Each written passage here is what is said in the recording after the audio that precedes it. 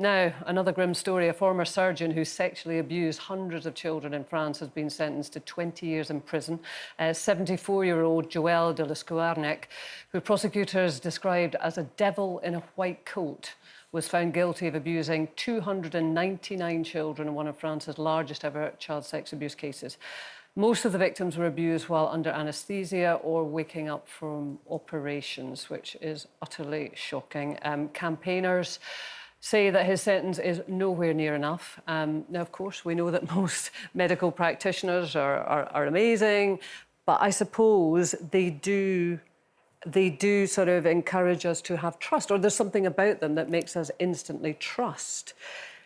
Do cases like this in some way, you know, diminish that trust, Frankie? I think it's hard because obviously, like you say, there's obviously so many good doctors out there, and I've had these kinds of conversations before with like friends and family, and I think I do instinctively just trust them. I think because it gets to the point where I'm like, if I don't, who am I going to? Like, who am I going to trust? If I can't trust the people that are supposed to be there to look after me, as like doctors and nurses and things like that, who am I going to trust? I'm going to be questioning everything.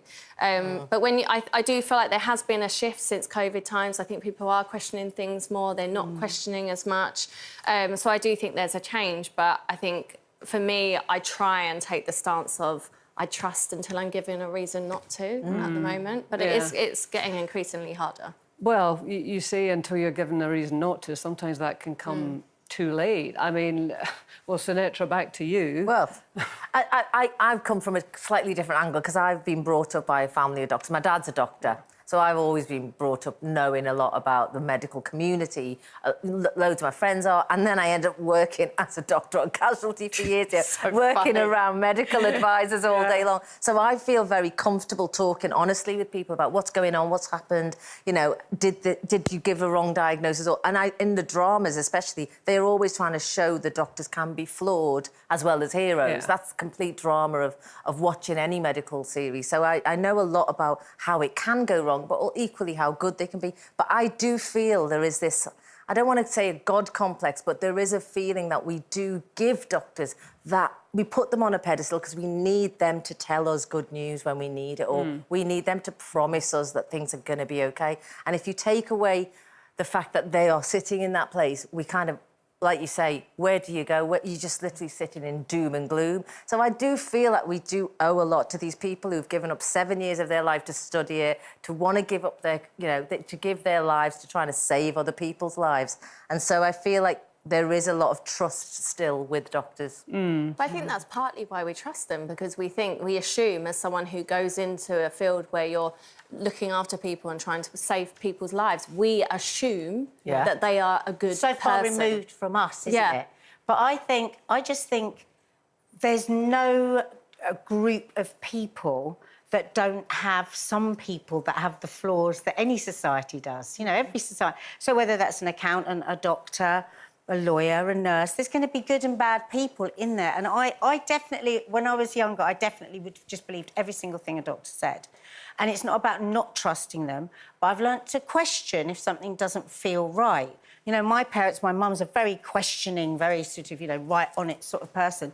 But when I go to the doctors with my mum and dad, they just like, they completely morph into somebody else. Yes, doctor, no, doctor. It's so weird to watch. And I don't think that's good. I think you want to be able to have a conversation. I've learned a lot of that from my friend Hannah with her cancer. Well, I've been many, many times with her to the Royal Marsden, and she and the oncologists and everything, they're fantastic, but she'll question and she'll ask again, and then she might have heard about a drug and she'd...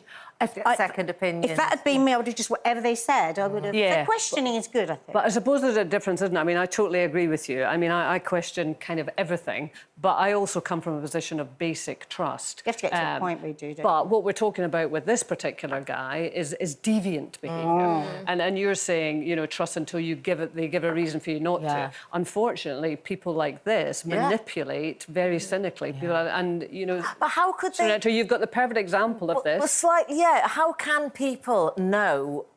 In retrospect, it's all fine for us to understand. But somebody's going in for an anaesthetic under anaesthetic. How is anyone meant to know? And the only thing we've got to liken that to is when, you know, we had the Harold Shipman story that happened here, which is the worst serial killer. Yeah, more than we've ever had. 200 people. More than His 200 patients, people. yeah.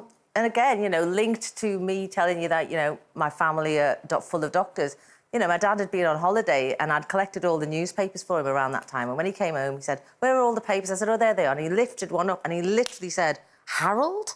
I was like, "Tell me you don't know that man, Dad." And he went, we sit on the same table in alphabetical order. Sarker and Shipman were in the same order. So he'd sat at tables with this gentleman he thought was an absolutely perfectly fine doctor without knowing. And then he's reading. Imagine one of us reading about each other committing like 250 deaths. Like, it's staggering to think that we're rubbing shoulders with people in society who we have no idea what they are actually like behind closed doors. And then, you know, these stories come up and I don't know how we would avoid them. We just have to be really vigilant. Yeah. Like you say, these cases are so rare, aren't they? They are, yeah. But on another level, good bit of questioning. If it doesn't feel right, it's OK to do it. They're not gods, they are doctors. Yeah, absolutely. They are people. They're They are human people beings. Yeah, with and flaws. there's good and bad.